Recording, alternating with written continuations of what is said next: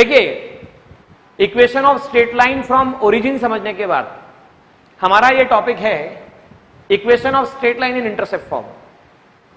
अब ये equation of straight line in intercept form क्या होता है?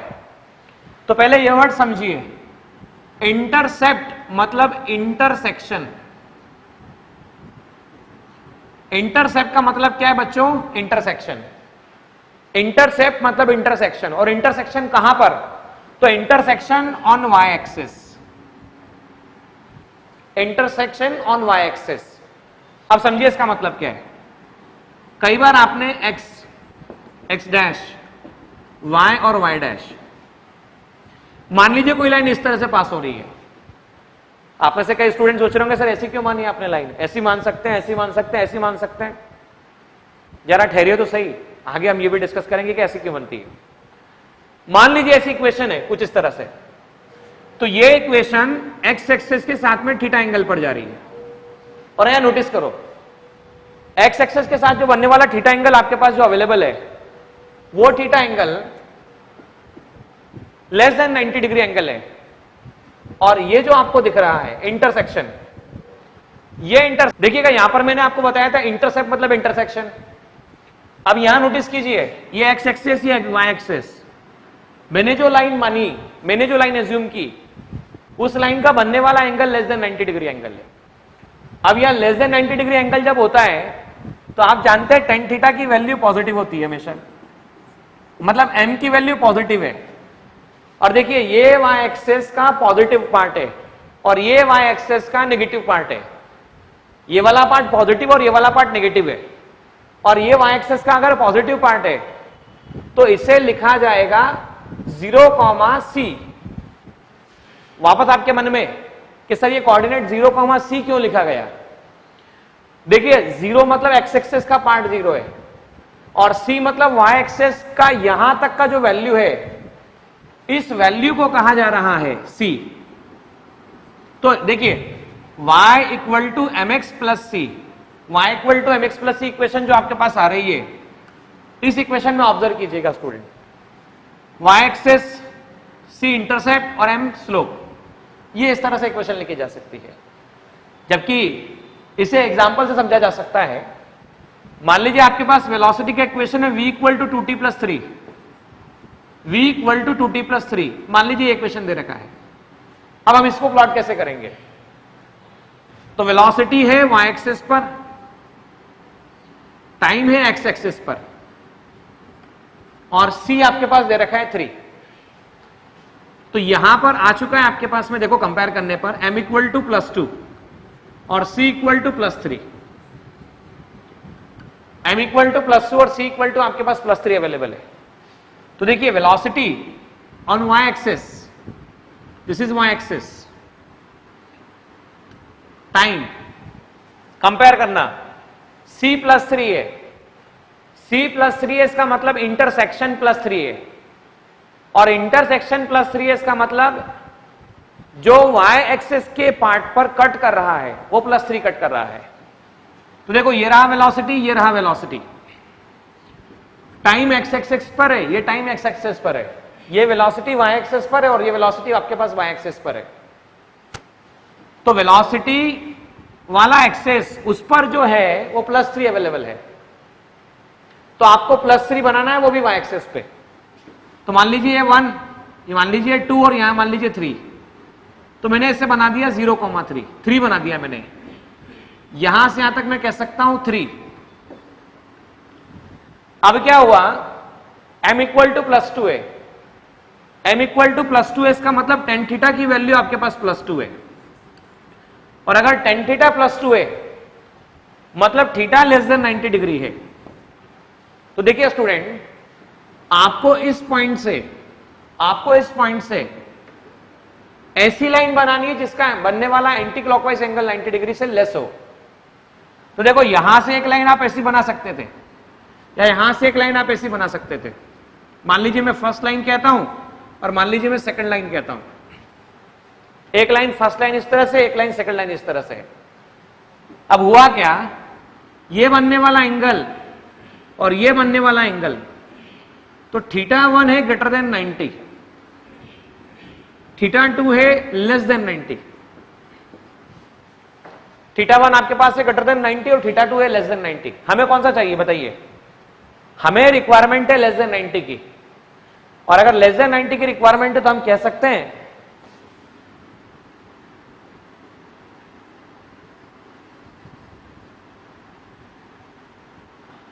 ये कुछ इस तरह से बनने वाला है। मेरा एक प्रश्न आपसे फिर से, क्या टाइम कभी भी नेगेटिव होता है क्या? टाइम कभी भी नेगेटिव होता है क्या? टाइम नेगेटिव होता है क्या? तो टाइम नेगेटिव नहीं होता है। तो ये वाला देखो पोर्शन, ये 0,0 कोऑर्डिनेट है, इधर आप जाएंगे तो ये पॉजिटिव है और आप इधर की तरफ आएंगे तो ये नेगेटिव है। तो ये नेगेटिव नहीं होता है, इसलिए हम कह सकते हैं कि ये वाला पोर्शन हम बनाएंगे नहीं। तो इस तरह से हमें वेलोसिटी टाइम ग्राफ बनाया जा सकता है। आपसे कि पिछले लेक्चर में जो आपने सीखा था उस पे बेस्ड अभी हम प्रॉब्लम सॉल्व करने वाले। हम प्रॉब्लम ऐसे सॉल्व करेंगे कि आपको कई बार ऐसा क्वेश्चन दिया जाएगा। पहला क्वेश्चन है वेलोसिटी की वैल्यू है 2t + 3। दूसरा क्वेश्चन आपके पास है 2t - 3। तीसरा क्वेश्चन आपके पास है, मान लीजिए दूसरा क्वेश्चन आपके पास है, तीसरा क्वेश्चन आपके पास है v = -2t + 3, और चौथा क्वेश्चन आपके पास है v = -2t - 3। इन चारों प्रॉब्लम का आपको वेलोसिटी टाइम ग्राफ बनाना है। अब इन चारों प्रॉब्लम का वेलोसिटी टाइम ग्राफ कैसे बनाएंगे हमको ये सीखना पड़ेगा। तो देखो पहला वाला ग्राफ तो मैंने बताया आपको, v = 2t + 3, आपको वेलोसिटी y एक्सिस पर, m टाइम x एक्सिस पर और c। अच्छा y = mx + c कंपेयर करो बच्चों, फटाफट बताओ। यहां m की वैल्यू है +2 और c की वैल्यू आपके पास +3 अवेलेबल है। m है +2 और c है +3। ऐसी स्थिति में देखिए क्या बनने वाला है, ये रहा वेलोसिटी और ये रहा टाइम, ये रहा टाइम और ये रहा वेलोसिटी। नोटिस करना m की वैल्यू +2 और c की वैल्यू +3 अवेलेबल है। c मतलब मैंने कहा था intersection, intersection on y axis +3 है, +3 मतलब यहां पे बना दीजिए। अच्छा यहां से कितनी लाइन बना सकते हो? तो यहां से 2 लाइन बना सकते हो, एक लाइन बना सकते हो इस तरफ और एक लाइन बना सकते हो इस तरफ। मान लो पहला वाला लाइन है और दूसरा वाला लाइन है। मैंने हमेशा कहा है कि आपको एंगल हमेशा एंटी क्लॉकवाइज सेंस में एंगल लेने हैं। हो सकता है आप में से कई स्टूडेंट ये भी सोचे एंटी क्लॉकवाइज क्यों लेते हैं एंगल। तो देखिए सेंस ऑफ एंगल जो होते हैं दो ही तरह से हो सकते हैं, या तो क्लॉकवाइज होते हैं या एंटी क्लॉकवाइज होते हैं। तो एंटी क्लॉकवाइज सेंस जो माना जाता है उसे स्टैंडर्ड सेंस माना जाता है। स्टैंडर्ड सेंस में मान लीजिए आपने θ1 लिया ग्रेटर देन 90 है और यहां आपने θ2 लिया वो लेस देन 90 है। अब आप चेक करके बताओ स्टूडेंट, m की वैल्यू आपके पास +2 है और +2 है, इसका मतलब m की वैल्यू +2 है, इसका मतलब tan θ प्लस है, और tan θ प्लस है इसका मतलब θ लेस देन 90 है, और θ लेस देन 90 है इसका मतलब आपके लिए सेकंड लाइन है या फर्स्ट लाइन है। तो देखिए θ लेस देन 90 सेकंड लाइन के लिए बनाया जा रहा है, तो हम सेकंड लाइन के लिए कह सकते हैं ये रहा टाइम, ये रहा टाइम, ये वेलोसिटी, ये वेलोसिटी, ये वेलोसिटी टाइम ग्राफ, और ये θ लेस देन 90। अच्छा एक प्रश्न और पूछता हूं आप लोगों से यहीं पर कि टाइम कभी नेगेटिव होता है क्या? टाइम नेगेटिव होता है क्या? तो टाइम नेगेटिव नहीं होता है, और अगर टाइम नेगेटिव नहीं होता है इसका मतलब मैं कह सकता हूं θ लेस देन 90 वाला जो ग्राफ है उसमें ये वाला पोर्शन बनाने पर नेगेटिव टाइम दिखेगा, इसलिए हम इसे नहीं बनाने वाले। अगला सेकंड नंबर का क्वेश्चन देखो, कंपेयर करो स्टूडेंट। मैं सजेस्ट करूंगा वीडियो देखते समय मेरे वीडियो के सॉल्यूशन देखने से पहले सबसे पहले आप वीडियो को रोक दें, स्टॉप कर दें। आप पहले कॉपी पेन निकाल के उस वीडियो के माध्यम को, वीडियो के क्वेश्चन को पहले खुद से सॉल्व करें। 2 से 3 मिनट बाद सॉल्व करने के बाद प्रॉब्लम नहीं आता है या जो भी आता है तब जाके आप सॉल्यूशन देखें, तो आपको और बेनिफिट ज्यादा मिलेगा। तो देखिए सेकंड नंबर क्वेश्चन स्टार्ट करते हैं हम लोग। सेकंड नंबर क्वेश्चन में ऐसा बोला गया है v equal to 2t minus 3 ऐसा बताया गया है। तो y equal to mx plus c में m इक्वल टू प्लस 2 और c इक्वल टू माइनस 3 आपके पास आता है। अब यहां नोटिस करना c मतलब क्या है, तो मैंने अभी कहा था c मतलब है इंटरसेक्शन है। इंटरसेक्शन मतलब इंटरसेप्ट, और कौन से एक्सेस पे है, तो y एक्सेस पर है। अब देखो वेलोसिटी y एक्सेस पे, टाइम x एक्सेस पे आपको बनाना है। ये रहा आपके पास time, this is time, this is velocity and this is velocity. अब m की वैल्यू +2 है आपके पास और c की वैल्यू -3 है। तो देखो ये रहा y एक्सेस का पॉजिटिव पार्ट और ये रहा y एक्सेस का negative part. This is positive part of y axis, this is negative part of y axis. तो ये रहा आपके पास नेगेटिव पार्ट। अब नेगेटिव पार्ट से दो लाइन पॉसिबल है, एक लाइन ये वाली पॉसिबल है और एक लाइन इस तरफ पॉसिबल है, इस तरफ। देखो ये फर्स्ट लाइन और ये सेकंड लाइन पॉसिबल है। अब मेरा आपसे एक सिंपल क्वेश्चन है, यहां m इक्वल टू +2 है, तो m इक्वल टू +2 होने का मीनिंग क्या है, तो m इक्वल टू +2 होने का मतलब है tan थीटा पॉजिटिव है। और अगर tan थीटा पॉजिटिव है, tan थीटा पॉजिटिव तभी होता है जब थीटा लेस देन 90 डिग्री होता है। तो थीटा लेस देन 90 डिग्री वो भी एंटी क्लॉकवाइज सेंस में होना चाहिए। देखिए ये वाला एंगल और ये वाला एंगल आप चेक करो, θ1 लेस देन 90, और ये वाला एंगल चेक करो, θ2 ग्रेटर देन 90 डिग्री। तो आप खुद ही बताओ स्टूडेंट्स, हमें कौन सा ग्राफ लेना चाहिए, तो हमें ऑब्वियसली दोनों कंडीशन सेटिस्फाई करने वाला ग्राफ नंबर फर्स्ट लेना चाहिए। तो दोनों कंडीशन सेटिस्फाई करने वाला जो ग्राफ है वो ग्राफ आपके पास में कुछ इस तरह से आया है। This is the graph, velocity time, and this is time और वेलोसिटी ग्राफ। अब वापस से नोट करना स्टूडेंट, एक और बात, आपने 9th स्टैंडर्ड में सीखा था वेलोसिटी में भी पॉजिटिव, वेलोसिटी में भी नेगेटिव और वेलोसिटी में भी जीरो। वेलोसिटी पॉजिटिव भी हो सकता है, वेलोसिटी नेगेटिव भी हो सकता है और वेलोसिटी जीरो भी हो सकता है। तो देखो इस वाले पोर्शन से ऊपर वेलोसिटी पॉजिटिव है हर जगह पे, इस वाले पोर्शन से नीचे वेलोसिटी हर जगह नेगेटिव है। लेकिन क्या टाइम नेगेटिव कभी पॉसिबल हो सकता है क्या? इधर की तरफ देखिए आप, ये वाले पोर्शन में टाइम पॉजिटिव है, ये वाले पोर्शन में टाइम नेगेटिव है। देखिए इधर की तरफ टाइम पॉजिटिव है, इधर की तरफ टाइम नेगेटिव है, बराबर है ना? जब इधर टाइम पॉजिटिव है, इधर टाइम नेगेटिव है, तो यहां पर नेगेटिव टाइम के लिए ग्राफ बनेगा नहीं, इसलिए ग्राफ सिर्फ यहां से यहां तक बनाया जाएगा।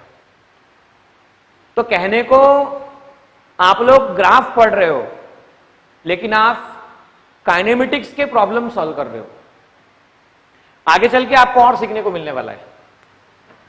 फिर से कहूंगा क्वेश्चन नंबर थर्ड क्वेश्चन को सॉल्व करने से पहले या थर्ड क्वेश्चन के लेक्चर को देखने से पहले आगे वीडियो को पॉज करना, पॉज करने के बाद कॉपी पेन निकालना, खुद से सॉल्व करना, ना आने पे सॉल्यूशन देखना और आने पर भी सॉल्यूशन देखना कि किस तरह से सॉल्व किया गया है।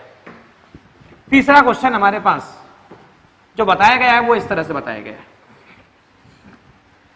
देखिए थर्ड क्वेश्चन में क्या बोला गया है। थर्ड क्वेश्चन बताया गया v इक्वल टू -2t + 3 और v इक्वल टू -2t + 3। इसमें नोटिस करना, ये रहा y, ये रहा mx + c और y equal to mx + c में c की वैल्यू +3 और m की वैल्यू आपके पास -2 अवेलेबल है। c की वैल्यू +3 और m की वैल्यू आपके पास -2 अवेलेबल है।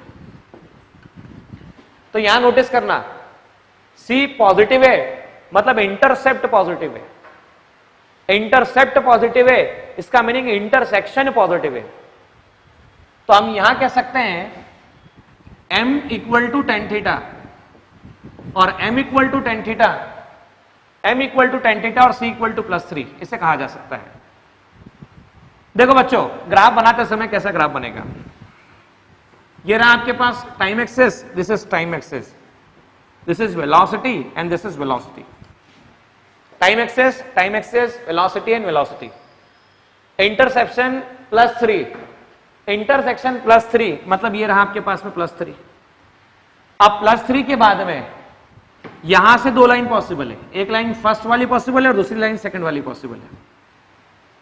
मैंने आपसे कहा है हमें स्ट्रेट लाइन के लिए एंगल कैसे बनाने हैं, तो हमें स्ट्रेट लाइन के लिए एंगल एंटी क्लॉकवाइज एंगल बनाने हैं।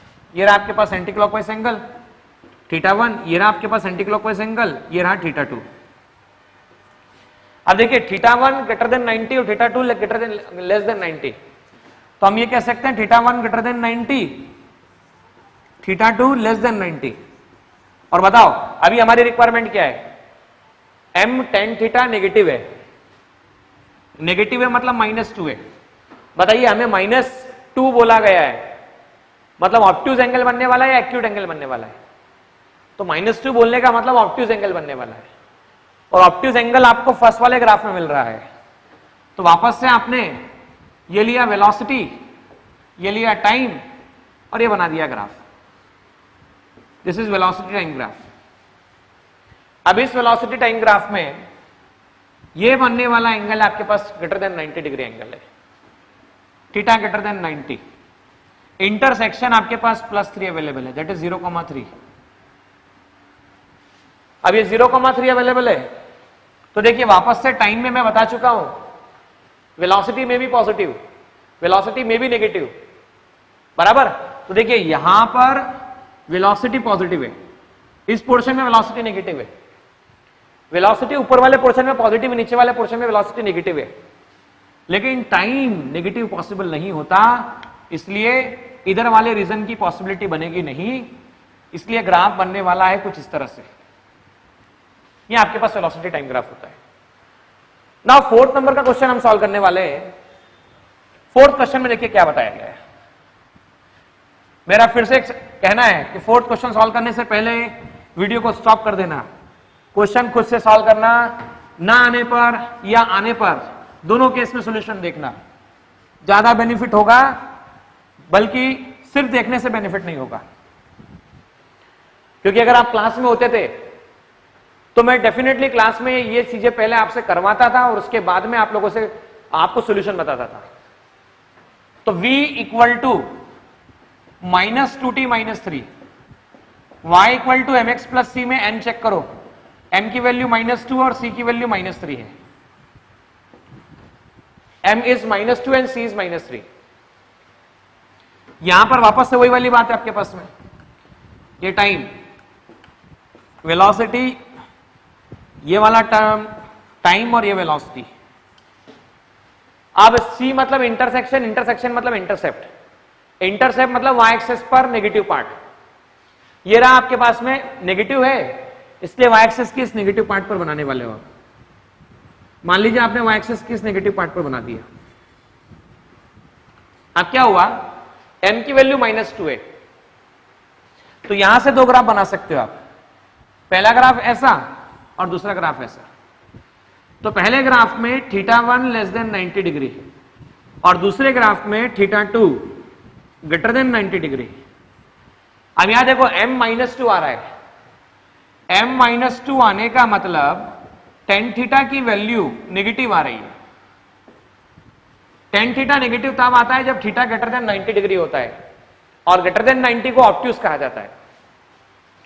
तो ऑब्ट्यूज एंगल के लिए ये रहा टाइम, ये रहा टाइम, ये वेलोसिटी और ये वेलोसिटी। अब देखिए ये θ1 लेस देन 90 और θ2 ग्रेटर देन 90 है, तो ये रहा ग्राफ इस तरह से, θ2 ग्रेटर देन 90। अब एक सिंपल सा प्रश्न आप सब लोगों के लिए, इस केस में ये वाला पोर्शन जो आ रहा है नेगेटिव टाइम वाला पोर्शन आ रहा है, और मैं कह चुका हूं कई बार टाइम नेगेटिव पॉसिबल कभी भी होता नहीं, और टाइम नेगेटिव पॉसिबल नहीं होता मतलब ये वाले ग्राफ नहीं बनने वाले। ये वाला ग्राफ नहीं बनने वाला मतलब जो बनने वाला है, जो नहीं बनने वाला उसको मैं डैश से बता रहा हूं और जो बनने वाला है उसको मैं डार्क लाइन से बता रहा हूं। तो कुछ इस तरह से हमने चारों ग्राफ को सीखा कि किस तरह से ग्राफ बनाए जा सकते हैं।